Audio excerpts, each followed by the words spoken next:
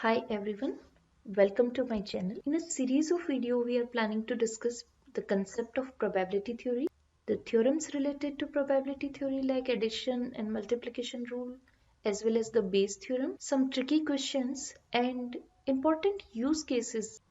However, in the current video, we are just focusing on some introductory terminology and the basic concept of probability, just an overview and idea about how probability works. So if you are a beginner and you have not done probability before, this video is a right point to start. We all use the concept of probability somehow without even knowing that we are computing probabilities. Probability is just basically the chances of something happening. For example, if we have 100 students in a room and out of those, suppose 75 are boys and 25 are girls. So for this data, because the data is very simple, we can just by looking at the data, we can say that the probability of selecting a boy from this group is 75%. Or we can say 75% of the students are boy in the particular class which we are talking about. Or similarly, we can say that probability that a randomly selected student is a girl is 25%. Or in other words, we can say for a girl it is 1 by 4 and for a boy it is 3 by 4. So we talk about these percentage or ratios in our day-to-day life without even knowing that we are using the concept of probability. So here we will be discussing the formal concept of probability and some important terminology and the definitions of how we define events and favorable exhaustive cases and all those things. So we will be looking at those things. So basically we would be starting our discussion with the terminology and we would be discussing some events which are mutually exclusive or disjoint events or maybe complementary events or those things with the definition of probability, and these things maybe we would be discussing in our subsequent videos where we talk about independent events, conditional probabilities, and these rules of probability which are addition and multiplication rules. So let's come to some terminologies. First, we are talking about a random experiment. We also call it trial sometimes. Those who are from medical background, they use this word clinical trials and so on. So basically, any experiment or process which can be performed repeatedly, essentially under the same conditions. So it is important that we perform it repeatedly and essentially under the same conditions, and for which outcome cannot be predicted with certainty. It is again an important aspect that there is uncertainty involved in this. We call that experiment to be a random experiment. Random word itself means some uncertainties involved there. So there are some simple examples by which we can understand the concept of random experiment. For example, we toss a coin 20 times. 20 times we are repeating it. Suppose we are doing it essentially under the same conditions, nothing changed, the coin is same and all the environment factors and wind speed and everything, the level, everything is same. We are doing it 20 times. We are not sure what outcome we will get every time. We might get head or we might get tail. Both possibilities are there. Both the events are possible and we are not sure whether we will get head or tail. So in this case, we can call it a random experiment. Another simple example we can understand is if we throw a die. We all understand dice. We play some board games by using the six-faced cubical dice in which we have numbers or the points which represent 1, 2, 3 or up to maximum 6. So if we throw a die 50 times, this is again a random experiment because every time what face will show up we are not sure. We might get 1, we might get 2, we might get 3 and so on up to we might get 6. So all these 6 possibilities are there and the outcome is uncertain every time. So it is again a random experiment. There can be many other examples like we are playing cards. So from a deck of playing card, what card we would be getting in a draw, or if we are selecting balls from an urn in which we have multiple colored balls, or we are drawing a ticket in which some ticket numbers are there. We are drawing a ticket and we are looking at what numbers we are getting. So any of those experiment, particularly for which the outcome cannot be predicted with certainty, so the outcome is uncertain, we call it a random experiment. Now let's discuss few more terminologies here. Next, we are talking about event. So basically any possible outcome of the experiment, we call it event. So it is just the terminology. In statistics, we would be calling it event in context of probability. So we have talked about coin tossing example. So if we are tossing a coin, we might get head or we might get tail. So these are two possible outcomes and we will call them event. So if we are interested in finding out the probability of event head, so this is how we write it, probability. We will be talking about probability. And similarly, in the die throwing example, we can see that we can get any number from 1 to 6. So if we are interested in getting a number 3 on a die, so it is an event getting a number 3. We can define event otherwise also. Suppose in the same die throw example, I am interested in getting an even number. So for even number, my event can be I can get a number 2, I can get a number 4, I can get a number 6. So all these three are possible events in that case. Or I might be interested in getting a number which is a multiple of 3. So in that case, my event would be either getting a number 3 or 6. For a die, I have all the numbers from 1 to 6. So multiple of 3 would be these events, right? Similarly, if we are talking about playing cards, so in that case, we can get cards which are from different colors, from different suits, or maybe numbered card or face card or something like that. So we can define event accordingly, what we are trying to find out. So any possible outcome which we can get out of that particular random experiment, that would be event. I hope it's clear. Now let's move to the next term, which is sample space. So sample space is nothing but a set of all possible outcomes for the random experiment. So by now we understand what is a random experiment and what are possible outcomes. So whatever way we are defining our events, what are all possible outcomes, the complete set would be known as a sample space. So same example, coin tossing, there were two possible events, head and tail. So set of those things, those who know little bit of math, they understand that how we represent a set. So capital S is the notation and we represent them in these curly braces. So those two possible events, cumulatively we call them a set. And similarly in the die throw example, if my events are just getting a number 1, 2 and 3 and like this, so this is my sample space. And if I throw two coins together, so I can get these possible events, that on my first coin I can get head, and second coin also I can get head. Otherwise, another possibility is on the first coin I am getting head, but second coin I am getting tail.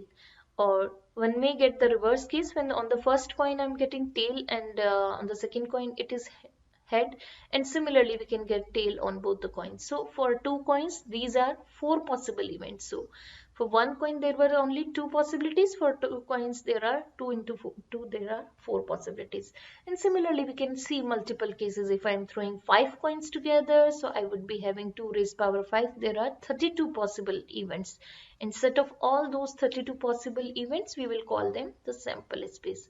Similarly, we can see playing cards, so there might be 52 possible events, or accordingly how we are defining the events. So set of all those possible events would be known as sample space. Now let's talk about few more terminologies. Exhaustive events. Exhaustive events means all possible events of the outcomes, all possible outcomes or events of the random experiment. And we understand the same concept by using those similar examples which we have done earlier. So in case of coin toss, if we are just doing a coin toss, one coin and I am tossing it. So these were my possible events, and we said that this is the sample space set of these events. And We call these events together exhaustive events. So basically, number of exhaustive events in this particular case is 2, because there are only 2 possible events. So basically, exhaustive events, number of exhaustive events are same as the number of elements in the sample space. And we understand the same concept in context of die throwing example. So there are 6 possibilities. We can get a number 1, 2, 3, 4, 5 or 6. These are the 6 possible cases, and these are the number of exhaustive events or exhaustive cases, whatever way we call them. So similarly, in case of 2 coins, we have already seen this example that our sample space was this HH, HT. We have written this, and then here we have TH and then TT on the first coin, and on the second coin what results we are getting. So this was our sample space, and collectively we will call these events to be exhaustive events. So total number of cases or total number of events are 4 here. And we can see another examples of the playing cards and so on. Now let's talk about favorable event, and it's very clear from the name itself, favorable. Favorable means what are the cases or events in which we are interested. We are interested to find out probability of some particular event. So for that particular event, what are the cases which cause to the happening of that event? For example, we have talked about the die throwing example, in which we can get any number 1, 2 up to 6. So in case of die throwing example, my sample space is this. And we have just seen that I have 6 exhaustive cases. So number of exhaustive cases is 6 here. Now, if I am just interested in getting an even number, I want to find out probability of getting an even number. So my concerned event is getting an even number. So even number here, there are 3 possibilities. We can get 2, 4 or 6. These 3 possible cases would be known as favorable cases, or we can call them favorable events, whatever way we denote them. So in this particular case, number of favorable cases or number of favorable events are 3. In the same example, suppose I define the event B. B is another event which is getting a number less than 4.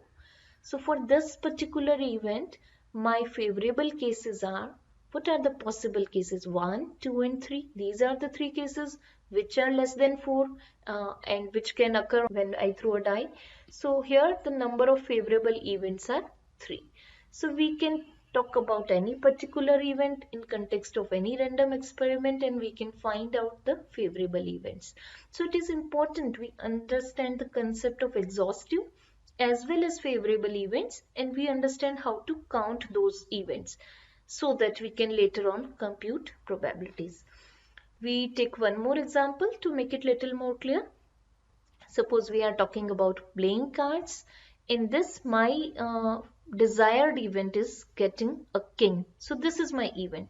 So for a king, how many possibilities are there in a deck of playing cards? So those who know little bit about playing cards, they must understand that there are 4 possible ways we can get a king. We can get a king of diamond, we can get a king of club, we can get a king of heart, or we can get a king of spade. So for 4 different suits, we have one king in each different suit. So there are total 4 favorable events. So likewise, we can define different events, different favorable cases. Suppose here I am interested in the same example of playing cards. Suppose my event D is getting a face card of red color. So what are the possible cases? Red color means it can be heart or it can be diamond. We will talk about the card terminology if you have not seen those before. But we can get for heart or for diamond. And for both heart and diamond, we can have for heart and for diamond.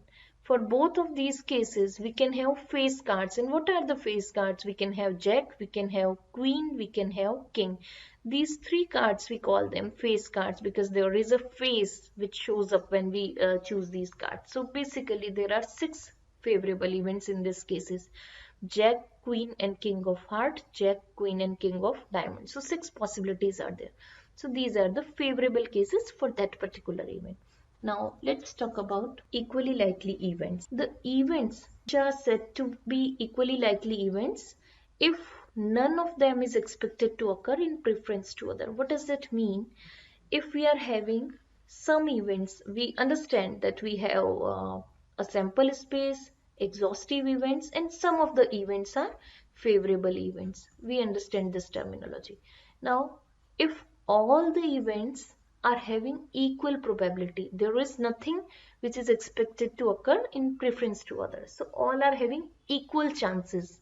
It's a fair trial. Everything is having same chances. Then we call the events to be equally likely events. For example, when we toss a coin, generally we assume the coin is a fair coin or unbiased coin. In case of an unbiased or a fair coin, we have the probabilities of getting head and getting tail almost equal to 0.5. Almost always equal to 0.5. It depends upon how large number of trials we are doing. If we are just tossing it 2 times, 3 times, 5 times, we might get by chance that out of 5 we are getting 3 times head and 2 times tail. So probabilities are not equal. But when we perform the experiment for a large number of trials, in the long run we get the probability of head is equal to probability of tail, and both are obviously equal to 0.5, or we can say 1 by 2. We will also talk about these definitions of probability, where we talk about large number of trials, and we call it empirical definition of probability or axiomatic definition of probability. All those things we will be discussing later on. But here we are just understanding if the chances or possibilities of getting head and chances of possibilities of getting tail is same, we call these events to be equally likely event. And similarly, when we throw a fair die, we assume that there is nothing in preference to others. So we can get a number 1 or 2 or 3 or up to 6. All these 6 events are possible and having equal probabilities or equal chances. So these are equally likely events. We can have sometimes biased coin, like we have seen in the Sholay movie, where every time we throw the coin, the same face shows up, maybe head or tail. So those kind of trials are not fair trials. But in general, if nothing is mentioned, we assume that the coin is fair, the die is fair, whatever experiment we are doing. So fair trials we assume usually. These were the terminologies which were related to events, exhaustive, favorable events, and equally likely events. Now, one more thing we want to discuss before we talk about definition of probability, which is mutually exclusive and disjoint events. So again, mutually exclusive. We all know the meaning of exclusive means excluding something, and disjoint means there is no join, nothing in common. So those events which have nothing in common, it means the events which cannot happen together, we call them mutually exclusive events. So I have the event A, I have the event B for the random experiment, same random experiment, and there is nothing in common. So both cannot happen together. We understand it with a simple example. Suppose I am interested in drawing some cards from a deck of playing card, and I define the events. So A is the event that the card drawn is a club. B is the event that a card drawn is a heart. So we understand that a single card, if I am drawing one card, it cannot be club and heart together. So these two events are mutually exclusive events. But suppose I define one more event, that the card drawn is a king. Now we understand that A and C can happen together. A single card which I draw can be a king of a club. So it is possible to have A and C together. Similarly, if we look at B and C pair, so it is possible to get a king of hearts. So here in the same example, we understand that A and C are not mutually exclusive. B and C are not mutually exclusive. However, the events A and B are mutually exclusive events. We can also see that if we do the coin tossing example, we can either get head or tail, but we can never get both together. So these are mutually exclusive events. If I have a box in which I have colored balls, some red balls, some blue balls, some red balls, blue balls, and so on, And if I'm drawing some balls out of it, so a single ball can be either red or blue, but single ball cannot be both. So in this case, the events are mutually exclusive events. So we can talk about many other examples in which the events are mutually exclusive or not mutually exclusive. It's really important to understand these concepts, because when we would be talking about addition theorems and so on, we would be using this. Suppose we take one more example. We are throwing a die, and in die throwing, I am defining the event. My first event is getting a number which is less than equal to 4. So it means in the die throwing example, it is possible that I get 1, 2, 3 and 4. These are my favorable events. Now suppose I define another event B. B is the event of getting a multiple of 3. So in this case, I am having here 3 and 6. Now suppose C is the event which is getting a number which is greater than 5. I can get only 6 here. We can define many other events. Suppose D is the event getting an odd number. So I can have here 1, 3, 5. Now we have defined 4 different events in case of a die throwing example. Now can you take a pause and think which of the pairs of events are mutually exclusive events and which are not? Let's talk one by one. A. A event is having 1, 2, 3 and 4. And what are other events which have nothing in common with these outcomes? So here we have 3 which is common with the A, so it's not there. If we talk about C event, it has only 6 as the outcome. So we can say that A and C, these two pair of events are mutually exclusive events, because a number which is less than equal to 4 and a number which is greater than 5, these cannot happen together. So this pair is the example of mutually exclusive events. Another thing we can talk about A and D. Is it mutually exclusive? No, it's not, because 1 and 3 are common. So these are the possibilities. Now let's look at another possible pairs. B and C, not possible because 6 is there in the common. Now let's see B and D, not possible. Now C and D. This is one more possible pair, that's C and D. So for the events which we have just defined, we can see that these two pairs of events A and C, C and D are mutually exclusive events. Notice that A and D were not mutually exclusive. However, A and C mutually exclusive, C and D mutually exclusive. If you are a beginner and you feel these concepts confusing, I would encourage you to look at very simple examples and try to work out which pair of the events are mutually exclusive and which are not, to get a better idea or understanding. And if still you feel confused, you can always ask it in a comment box and I will try to answer it as soon as possible. Let's come to the main topic. We were trying to understand probability. For that we have defined so many things. Now let's come to probability. Probability is basically chance or possibility. Simply, if we are interested in finding out what are the possibilities of something happening, something not happening, so if we want to measure it mathematically, we call it probability. We have some formulas for this. So here we are talking about a very simple formula. Suppose a random experiment results in n events. Now what random experiment, we understand that outcome is uncertain and it results in n events. So n are the total possible events. We can call them exhaustive events. I hope it's clear till here. The events are mutually exclusive and equally likely. It means all these events are possible, they have equal probabilities, and the events are mutually exclusive, means only one of the events can happen at a time. For example, die throwing. So it results in these 6 events. So n is 6 here, and these 6 events are collectively, we call them exhaustive events. These 6 events are equally likely events because we assume that the die is fair, so everyone gets the same chance or same probability.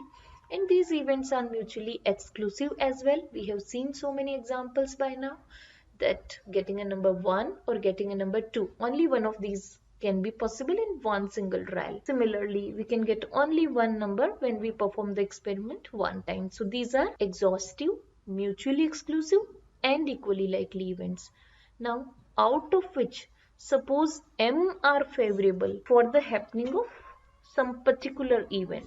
So if I am interested in event getting even number, so even number, this is my event for which I want to find out the probability. So we need to see how many cases are favorable for this particular event. So we can look at the possible favorable events. In this particular case, we understand that these are the possible favorable cases. So M is here 3. Then the probability of occurrence of that event is number of favorable events divided by number of exhaustive events, or we call this M by N.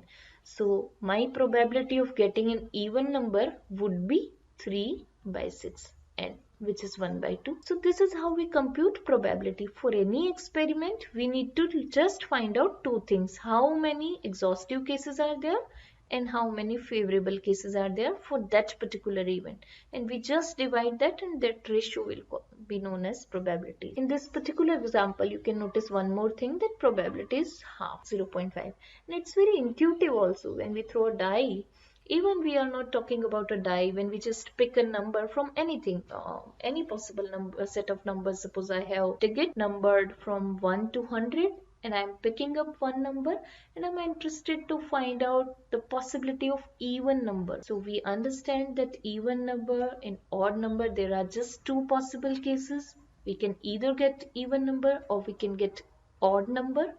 And if the events are equally likely, the chances are same. For getting even number, it's 1 by 2. Probability for getting odd number, it's 1 by 2. At this time of point, if you find it confusing, it's okay. Try to understand it with simple examples again and again. So if you are interested in finding out the probability of odd number in case of a die throwing example, so you need to find out the favorable cases for this event. So what are the favorable cases? For odd number, we can have 1, 3, or we can have 5. So M is here 3 again. And we understand that in this example, N is 6.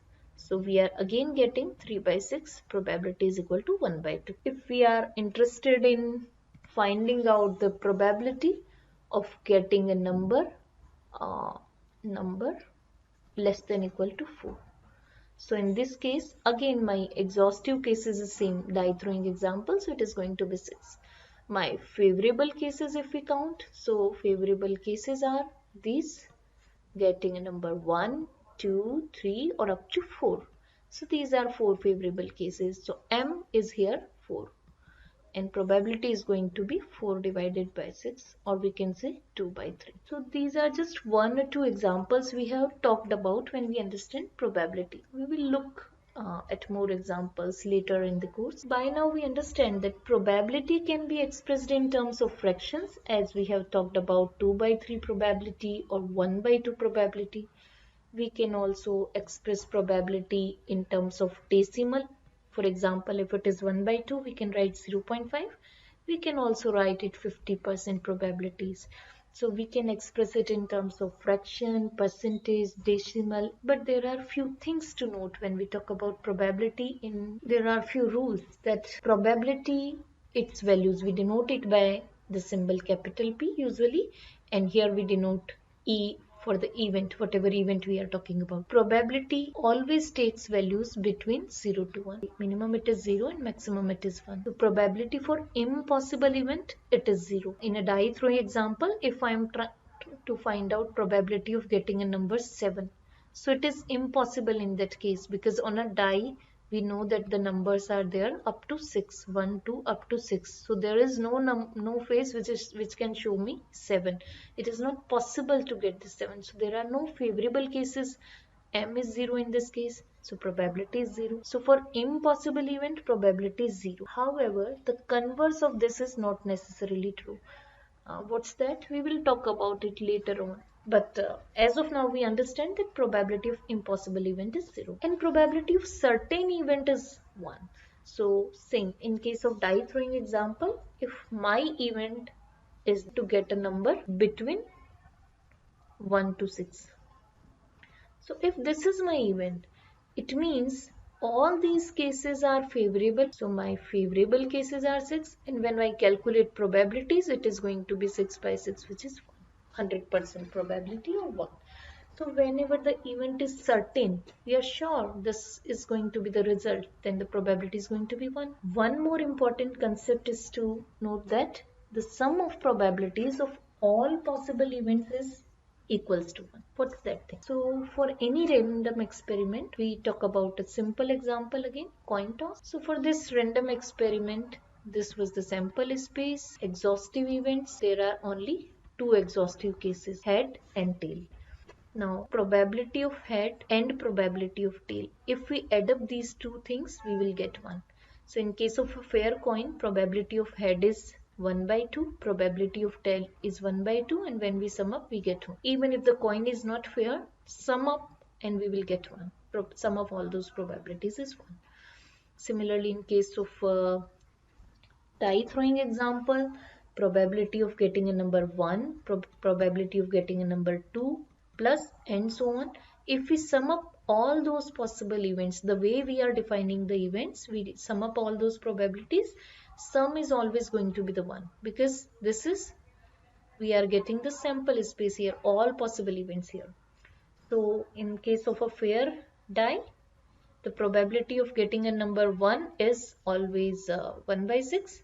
Similarly, probability of getting a number 2 is 1 by 6, and it is up to here 1 by 6. So we are adding the same thing 6 times and we are getting 1. So these are some of the facts when we talk about probabilities. Now, if you are really interested to find out the answer to this question, why the converse is not true, I said that probability of impossible event is 0. But if the probability is 0, we can't say with 100% surety that the event is impossible.